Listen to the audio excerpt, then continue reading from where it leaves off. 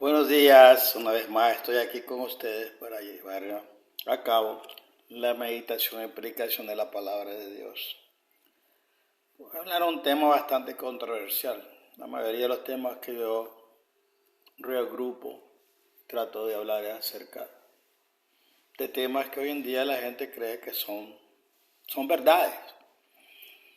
Y pues yo voy a decir lo que dice la palabra de Dios. Si usted es expuesto a que su verdad es una mentira, pues la palabra de Dios es lo que le dice yo. Como yo entiendo, las escrituras son inspiradas y ordenadas. Y el Eterno, el Padre Celestial, es un poderoso de pactos. Y si no entendemos los pactos, no entendemos verdaderamente el plan de Dios. Sobre todo cuando estudiamos la doctrina del santuario. Es muy importante entender qué significó el santuario terrenal cuando los israelitas estaban en función llevando el plan de salvación a través de los ritos que se llevan a cabo en el santuario. Bueno, hay 4 leyes muy importantes que el pueblo de Israel antiguo recibió de parte del Eterno. Y son leyes que vinieron del cielo, porque están escritas en la palabra de Dios. Todo lo que está allí inspirado, Él lo inspiró por un propósito maravilloso. Y la razón es que su pueblo tuviera un mapa que seguir y hacer su voluntad. Más cuando ellos se dedicaron a competir con los pueblos y pues no presentaban una verdad absoluta acerca de la palabra de Dios, porque lo que está escrito es la verdad absoluta, no lo que los hombres inventan. Que la mayoría de las religiones, la mayoría de las sectas, la mayoría de los cristianos tienen un evangelio bastante diluido. Tiene muchas cosas que no son verdades, tradiciones que se han llevado a cabo ya casi 18 siglos, desde el tiempo de cuando Constantino reforma la iglesia y la convierte como la religión del Estado, porque los cristianos que entraron en ese momento eran forzados a aceptar el cristianismo, como habían sido paganos también, y entonces entraron sin haber tenido una experiencia personal con el Señor, sin haberse arrepentido de sus pecados y entendido bien el plan de Dios, se metieron en una iglesia griega. La mayoría de los padres que estaban eran griegos, filósofos griegos, comenzaron a inventar una nueva religión que hoy en día se llama catolicismo universal, y que también la iglesia protestante es parte de ella porque trae bastantes cosas arraigadas en ellos. Ya he hablado acerca de esas cosas y abarcaré un tema muy importante para que expongamos verdades en el tiempo que estamos viviendo. No podemos vivir en los mismos errores que nuestros antepasados vivieron, porque en aquellos tiempos hay ignorancia. Ahora hay una comunicación maravillosa del mundo. El mundo, como dice, está a la puerta. Todo lo que usted pueda entender, conocer, lo puede hacer a través de las comunicaciones que hay en estos momentos, ¿no? Porque de repente todo esto puede cambiar. Todo esto que puede venirse, como dicen, patas para arriba. Y sí, va a venir cuando venga la gran tribulación. Entonces mi tema de esta mañana es lo que cambió en la cruz. Desde que el Señor murió y resucitó, los creyentes han discutido la pregunta: ¿qué fue clavado en la cruz? En otras palabras, ¿qué abolió el Señor en el madero? La simplicidad de esta pregunta contradice la enormidad de este tema. Esta pregunta preocupa profundamente a los cristianos porque la forma en que la responde influye en su caminar cristiano. Por lo tanto, este tema merece estudio e investigación en oración. Si bien la pregunta de qué fue clavada en la cruz tiene una respuesta siempre, el proceso para llegar a la respuesta correcta es complicado. Sí, ha sido muy complicado, por eso hay diversas ideas y filosofías dentro de la iglesia que todavía hacen aquello muy turbio. Incluso los propios discípulos lucharon con esta pregunta. Su respuesta y las consecuencias resultantes de la misma, ver Hechos 15, Gálatas 2 y 2 Corintios 11. Estoy convencido de que el Padre no reveló una respuesta a esta pregunta hasta más tarde, cuando le dio varias revelaciones al apóstol Pablo, 2 Corintios 12. Si la verdad sobre este tema se hubiera revelado antes, creo que los discípulos no habrían podido soportarlo. Juan 16, 12. No importa cómo respondamos a las preguntas, esta continúa generando una serie de otras preguntas. Aquí hay algunas. ¿El Padre cambió o disminuyó los requisitos para la salvación después de la cruz? ¿Es más fácil ser salvo ahora que antes de la cruz?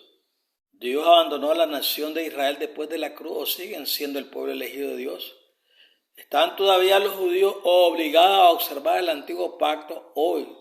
Si los judíos son el pueblo elegido de Dios, ¿deberían los cristianos convertirse en judíos? ¿Qué requiere el Padre de los cristianos?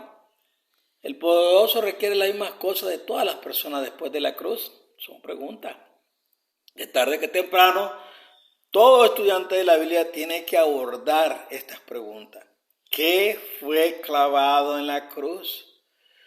¿Por qué el carácter y la integridad de Dios están estrechamente unidos por la ley del pacto a la antigua nación de Israel? La mayoría de los cristianos coinciden que la cruz marca el lugar donde se confirmó el compromiso del Padre con la humanidad. Sin embargo, la pregunta de qué fue clavado en la cruz sigue siendo una de esas preguntas fundamentales que todos los cristianos responderán. Fíjense, dije responderá. Afirmo esta afirmación porque todos los sistemas de creencias religiosas requieren un conjunto definitorio de reglas establecidas por la autoridad divina. Esto es válido para cristianos, hindúes, judíos, musulmanes, etc. Hoy, por esta razón, todas las iglesias cristianas tienen una posición oficial sobre esta cuestión. La mayoría de los cristianos consideran el Antiguo Testamento como una autoridad y el Nuevo Testamento como otra. En este contexto, generalmente sostienen que el Antiguo Testamento quedó anulado en la cruz, con la excepción del pacto que Dios le dio a Noé de que no volvería a destruir la tierra con un diluvio. Y por eso sostiene que estamos ahora bajo la autoridad del Nuevo Testamento. En consecuencia, afirman que los cristianos están limitados a las leyes que se encuentran únicamente en el Nuevo Testamento. Una minoría de cristianos no están de acuerdo con el enfoque del Antiguo Testamento versus el Nuevo Testamento. Creen que algunas leyes del Antiguo Testamento se cumplieron en la cruz y que el resto de las leyes que Dios dio durante los tiempos del Antiguo Testamento son vinculantes para la humanidad. Comprenda que existe una diversidad considerable entre estos cristianos. En el extremo conservador del espectro, algunas personas insisten en que casi todo lo que hay en el Antiguo Testamento sigue siendo vinculante para el hombre, excepto los sacrificios de animales. Otras personas eligen y escogen, afirmando que todas las leyes ceremoniales y civiles dadas al antiguo Israel fueron clavadas en la cruz, en otras palabras, fueron abolidas. Sin embargo, creen que las leyes relativas a los alimentos limpios e inmundos, el diezmo, la observancia de los días festivos y los 10 mandamientos todavía son vinculantes para el hombre. Por lo general, las personas que insisten que los 10 mandamientos son vinculantes después de la cruz también defienden las observancias del séptimo día de la semana, sábado, como el día santo de Dios. Una pregunta con serias ramificaciones. Para apreciar la seriedad de la cuestión de que fue clavado en la cruz, considere este escenario tal como se desarrolla en los días de Cristo.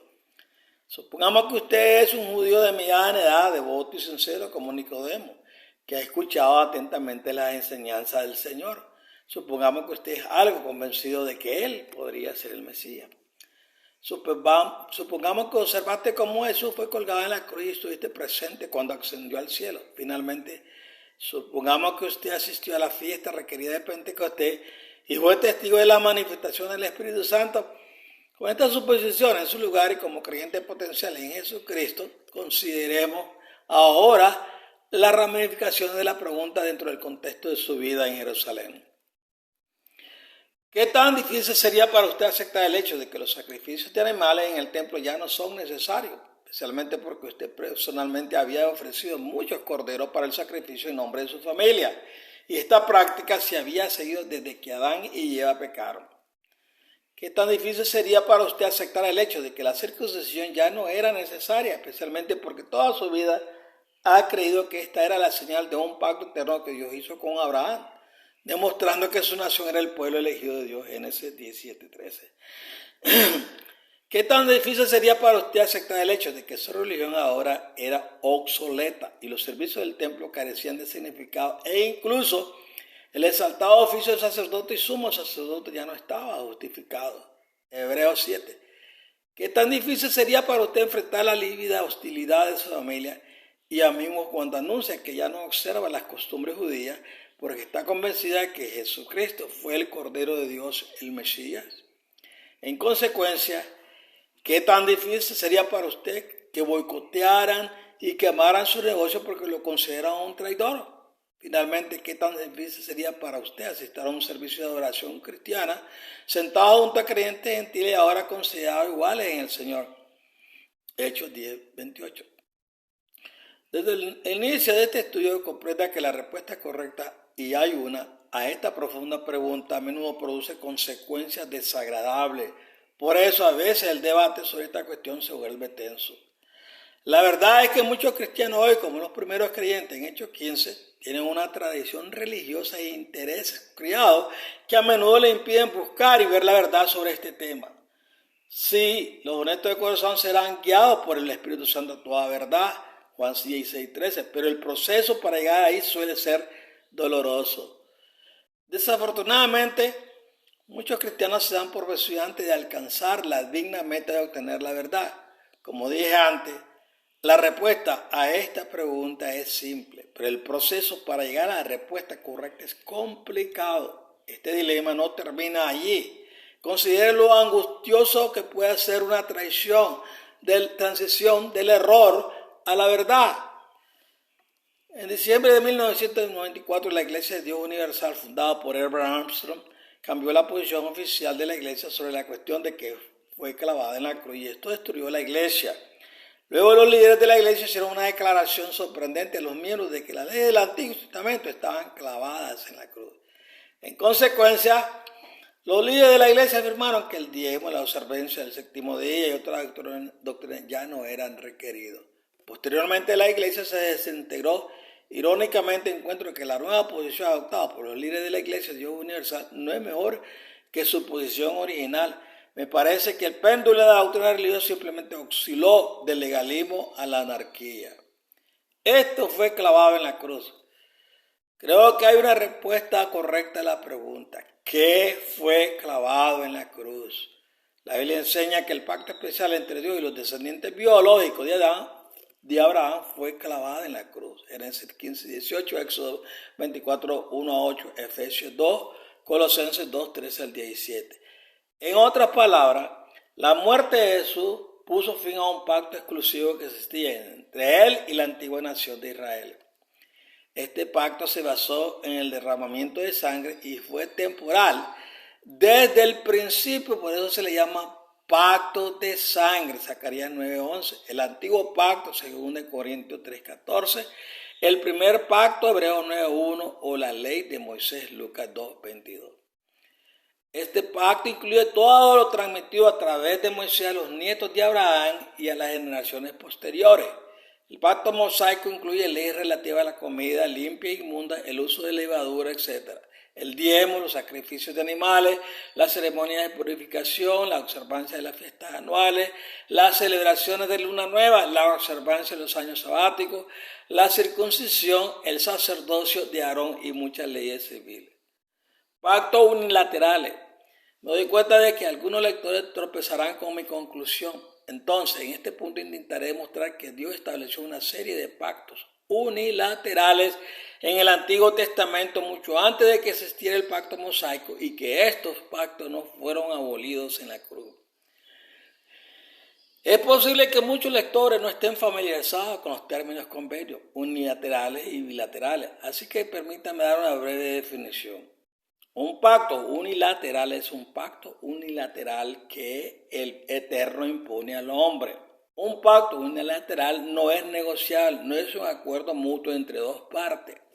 Aunque un pacto unilateral implica la presencia de una relación continua, este pacto perpetuo unilateral permanece intacto durante el tiempo que el Eterno lo considera necesario. Un pacto bilateral es bastante diferente. Un pacto bilateral es un pacto mutuamente acordado entre dos o más partes. Este tipo de pacto tiene un conjunto de reglas o leyes que son vinculantes para sus participantes porque existe una relación. Un pacto bilateral termina cuando A, cualquiera de las partes es infiel al acuerdo, o B, cuando se cumpla el objeto del pacto. Por ejemplo, El matrimonio es un pacto bilateral. Dos personas acuerdan votos de fidelidad moral y fidelidad hasta que la muerte nos separe.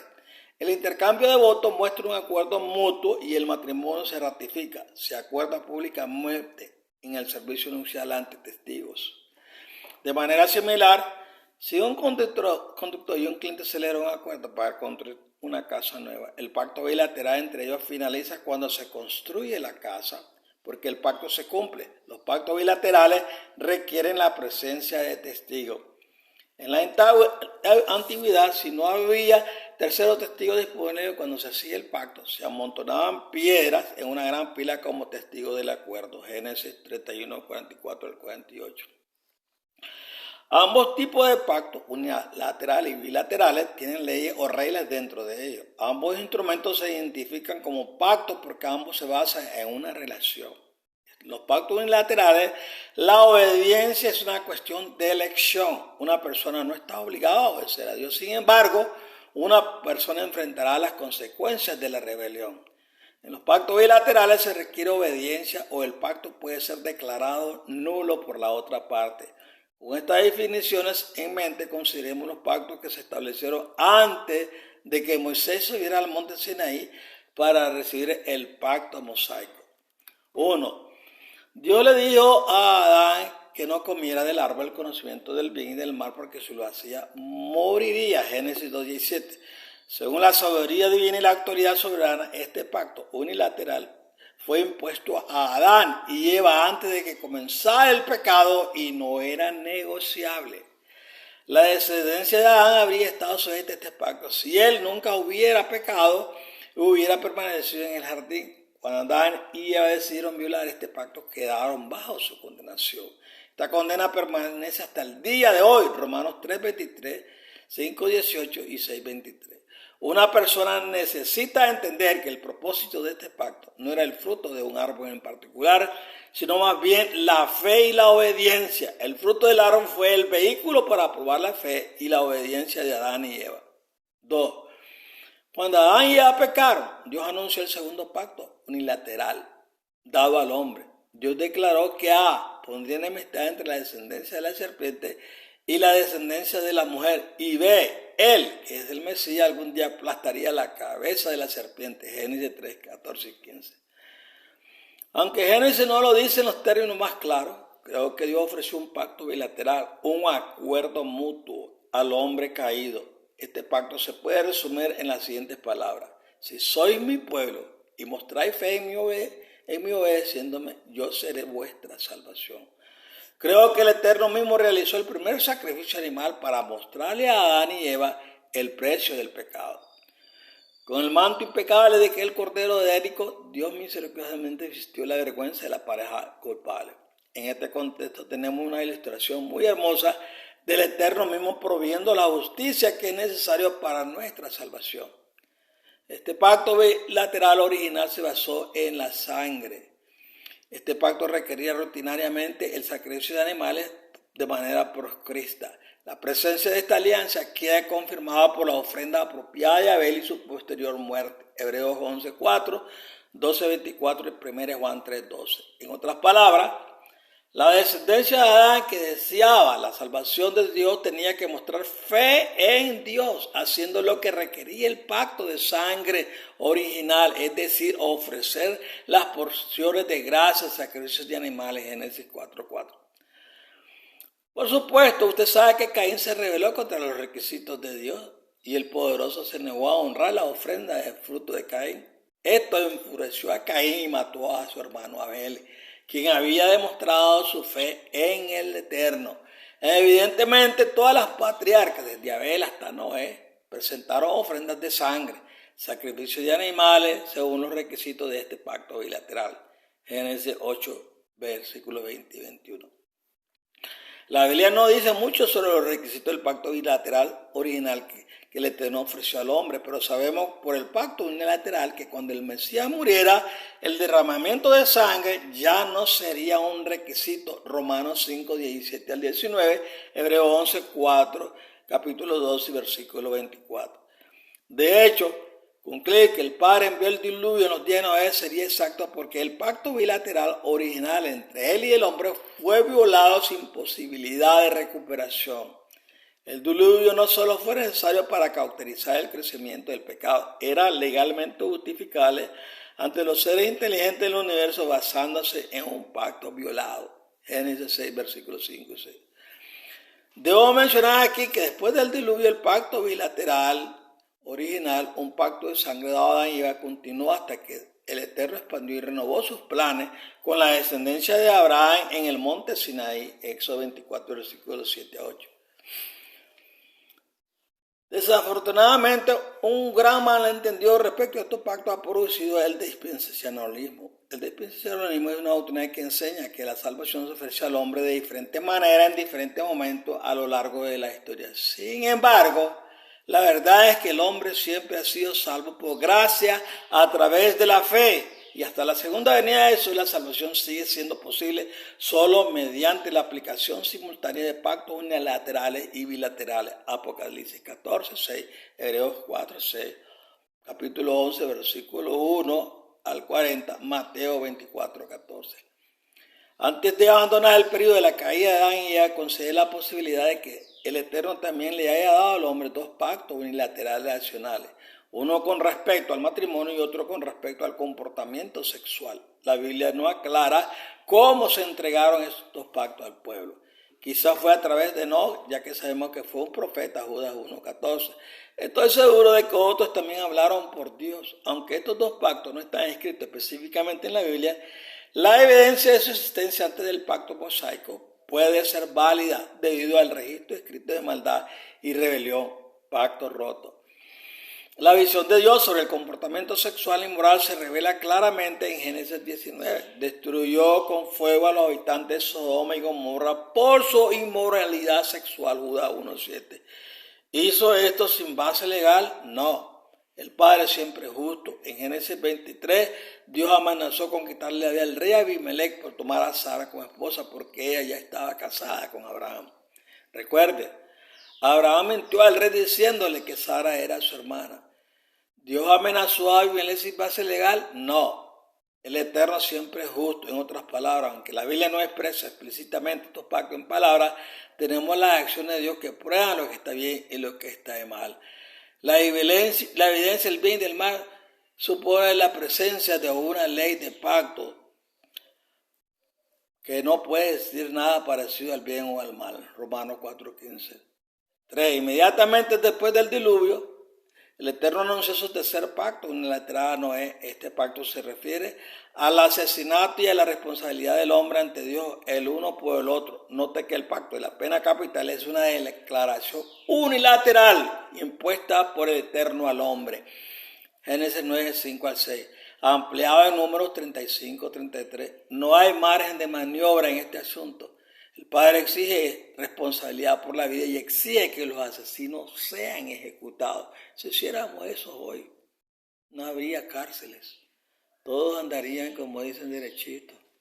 Pero bueno, el hombre ha violado su pacto, tanto los legisladores como los que lo han hecho. Y por eso estamos en las condiciones caóticas que el mundo está hoy.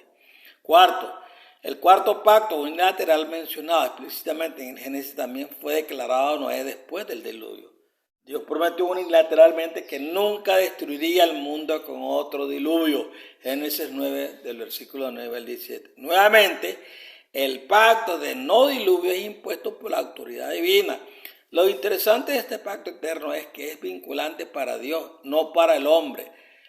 El Eterno ha honrado fielmente este pacto durante más de 4,000 años. Hasta ahora, hemos examinado 4 pactos publicados en Génesis que son varios cientos de años anteriores al pacto mosaico. Además, la naturaleza perpetua e inmutable de estos pactos también se reafirma en el Nuevo Testamento.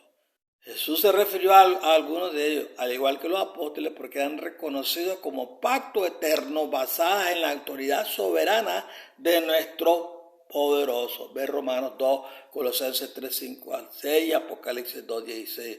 Sobre la inmortalidad sexual, vea Mateo 5, 33 y Hebreos 13, 4. Sobre el matrimonio en Romanos 13, 1 al 10.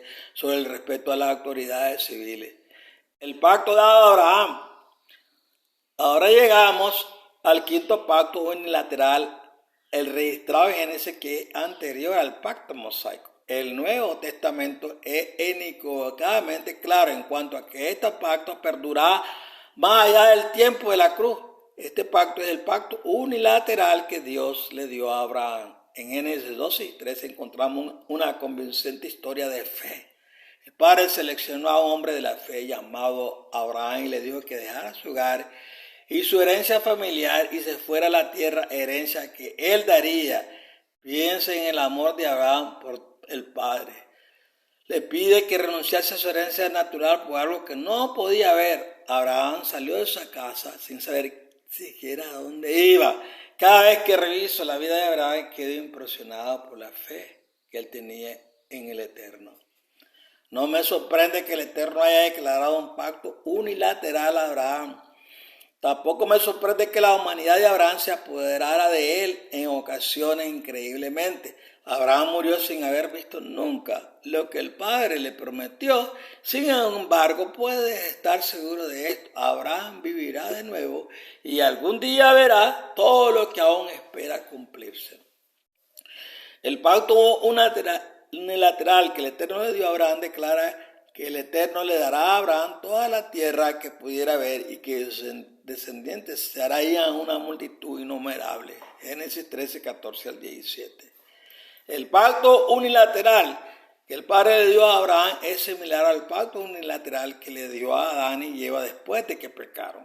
El pacto que se encuentra en Génesis 3, 14 y 15 estaba dirigido a Adán y Eva y su descendencia, y lo mismo ocurre con el pacto dado a Abraham. Adán iba a ser el tatarabuelo de los seres sin pecado, pero perdió ese honor a causa del pecado. Entonces el Padre comenzó de nuevo honrando la fe de Abraham y lo declaró el tatarabuelo de todos los que viven por fe. El pacto unilateral dado a Abraham aún espera su cumplimiento. Note este texto. Si soy de Cristo, entonces soy descendencia de Abraham y heredero según la promesa que aún permanece. Gálatas 3:29. El texto entre paréntesis está implícito. Este versículo, escrito unos 30 años después de la muerte de Jesús en la cruz, confirmó tres cosas. Primero, el Padre considera hijos de Abraham herederos a todas las personas que ponen su fe en Cristo. Segundo lugar, el tiempo y el contexto de este versículo confirman que el pacto dado a Abraham sigue siendo válido incluso después de la cruz. Y en tercer lugar, este texto indica que tú y yo podemos ser herederos del pacto dado a Abraham, aunque no seamos descendencia biológicos de Abraham. Efesios 2, Romanos 2, 28, 29, capítulo 9, 6 y 7. En otras palabras, el pacto unilateral dado a Abraham sigue vigente y la descendencia de Abraham son los que viven por fe. En realidad, la fe en Dios ha sido el tema central desde el principio, pero la nación biológica de Israel se negó obstinadamente a comprender este punto. Jeremías 3:20, Hebreos 4:2. Incluso hoy en día muchos cristianos todavía están confundidos respecto del significado de la descendencia biológica de Abraham. No parecen entender que el tema central desde el principio de los tiempos ha sido el de la fe. Véase Juan 8:39 al 44. ¿Recibirá Abraham todavía lo que Dios le prometió? Por supuesto. Cuando Dios cree el nuevo cielo y la nueva tierra, cumplirá el pacto unilateral. Le dará la tierra a Abraham y a su descendencia, los redimidos de todos los tiempos, hijos de la promesa, que vivieron por fe tal como lo hizo Abraham. Apocalipsis 7, versículo 9. Los 10 mandamientos, el sexto pacto unilateral declarado en la Biblia antes de que se diera el pacto mosaico, son los 10 mandamientos. Sé que mi afirmación de que los 10 mandamientos no son parte del pacto mosaico angustiará a algunos estudiantes o que me escuchan. Sin embargo, les pido paciencia mientras dejo este punto en el aire con solo un par de comentarios en este momento. Primero, sabemos que el Padre definió claramente en su palabra que los 10 mandamientos son claramente un pacto. Éxodo 34, 28, Deuteronomio 4, 13. Al igual que con otros pactos unilaterales, el Padre impuso los 10 mandamientos a la humanidad. Los 10 mandamientos no fueron un acuerdo, por eso se les llama correctamente mandamiento. Aunque Él se las habló a Israel, su alcance no se limita a Israel ni son negociables. Además, los 10 mandamientos indican que el Padre mismo impondrá las penas necesarias por la violación de este pacto en el momento adecuado. Éxodo 25, versículos 7 y 20. Volveremos a mi afirmación de que los 10 mandamientos son unilaterales, atemporales y no forman parte del pacto mosaico. Pero por ahora me gustaría pedirles que consideren una pregunta para reflexionar cuando estudian el Nuevo Testamento. Parece que las leyes expresadas en sus libros son reiteraciones del pacto perfecto previamente establecido por Dios, ¿o te parece que Jesús o los apóstoles han creado una serie de nuevas leyes porque las antiguas fueron abolidas? Si sostienen que la última parte de esta pregunta es cierta, entonces debo preguntar, ¿qué nuevas leyes se declaran en el Nuevo Testamento que no se encuentran en el Antiguo Testamento?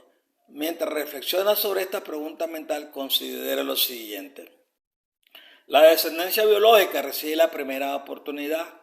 Hemos examinado el pacto unilateral que Dios le dio a Abraham y sabemos que ese pacto aún espera su cumplimiento. Génesis 13, capítulo 13, versículos 15 y 16, Gálatas 3, versículo 29. La mayoría de los cristianos se sorprenden al saber que el pacto unilateral dado a Abraham no se limita a su descendencia biológica, aunque el Nuevo Testamento lo dice claramente. De hecho, la descendencia de Abraham incluye personas de todos los grupos étnicos, todas las personas que vivan por fe. Unos años después de declarar su pacto unilateral a Abraham, Dios le presentó un pacto bilateral en nombre de sus futuros descendientes. Abraham todavía no tenía hijos en ese momento, Génesis 15. Observe que hay una clara distinción entre lo que Dios prometió unilateralmente a Abraham y lo que Dios ofreció bilateralmente a sus descendientes. Dios tenía la intención de hacer de los descendientes biológicos de Abraham un reino de sacerdotes, una nación santa, Éxodo 19:6. En otras palabras, debido al gran amor de Dios por Abraham, Dios tenía la intención de sacar la descendencia de Abraham como sus mejores hijos en la tierra.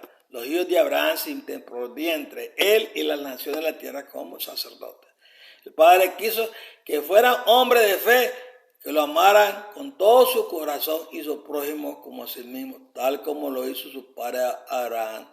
Dios quería que Israel se viera como una luz brillante para todas las naciones gentiles. Quería que Israel amara a las otras naciones tanto como amaba a su propia nación. Quería que Israel evangelizara al mundo con un testimonio del amor de Dios y reuniera una gran cosecha de alma para su reino venidero. Isaías 49, Hechos 13, 47. Estoy seguro de que Abraham a menudo se preguntaba acerca de su título, padre de muchas naciones, ya que no tenía hijos. Un día el padre vino a Abraham para revelarle más de sus planes. El padre explicó cómo la descendencia de Abraham iría en cautiverio durante 400 años y luego regresaría a la tierra que él quería que tuvieran. Después de compartir con esto con Abraham, el Eterno inició un pacto bilateral con los descendientes de Abraham, aunque no estaban presentes al pasar a través de las partes de animales que Abraham había sacrificado en Génesis 15. Como no había descendencia presente en ese momento, el Eterno solo pudo declarar el pacto a Abraham para asegurarle a Abraham que guardaría este pacto. El Eterno hizo del pacto un pacto de sangre. En otras palabras, un depósito de sangre hizo que este pacto fuera vinculante para el Eterno, ya que las personas a quienes se aplicaría este pacto no estaban presentes. Hecho esto, Abraham quedó satisfecho. Al exigir sangre en esta declaración, el Eterno significó que él mismo, el gran yo soy, el Eterno del universo, cumpliría su promesa a Abraham hasta que su propia sangre derramada lo liberara de este pacto. Por eso que a este pacto específico a veces se le llama pacto de sangre. La sangre de los 5 animales sirvió como garantía o depósito. La única manera de salir de este pacto era que el Eterno derramara su propia sangre. Lea Génesis 15 y observe cómo estos mismos 5 animales fueron utilizados en los servicios del tabernáculo que se instituiría unos 400 años después. Estas 5 criaturas abarcan el futuro Estado de Israel, desde los ricos hasta los pobres, desde la novilla hasta la paloma. Ratificación del pacto abrahámico. Aunque el Eterno celebró este pacto de sangre bilateral con Abraham, no fue ratificado, acordado públicamente durante más de 400 años. Éxodo 12, 41, Hebreos 9, 18 y 20 al 21. De hecho, este pacto no fue ratificado hasta después de que Dios le dio todos los detalles a Moisés en el monte Sinaí. Éxodo 24, 1 al 8. Recuerde, un pacto bilateral tiene dos caras. A diferencia de un pacto unilateral, ambas partes deben estar de acuerdo y ambas partes deben de ser fieles a los términos y condiciones establecidos en un pacto bilateral. Entonces, cuando llegó el momento de ratificar el pacto bilateral que el Eterno había hecho con Abraham, el Eterno ordenó a Moisés que subiera a la montaña y se reuniera con él. Se requirió que Moisés escribiera todos los términos y condiciones del pacto bilateral, el pacto que uniría mutuamente al Eterno y a la descendencia de Abraham. Cuando Moisés completó esta tarea, bajó de la montaña y leyó las palabras del pacto bilateral a todo el pueblo. 2 veces el pueblo manifestó su acuerdo de acatar el pacto mosaico. Observe cómo se desarrolla la historia en la Biblia.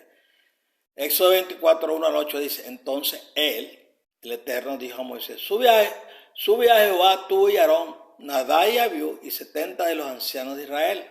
Vosotros debéis adorar a distancia, pero solo Moisés debe acercarse al Señor. Los demás no deben acercarse, y es posible que la gente no lo acompañe. Cuando Moisés fue y le contó al pueblo todas las palabras y leyes del Señor, ellos respondieron a una sola voz: haremos todo lo que el Señor ha dicho. Luego Moisés escribió todo lo que el Señor había dicho. Se levantó temprano en la mañana siguiente, edificó un altar al pie del monte y levantó 12 columnas de piedra que representaban a las 12 tribus de Israel.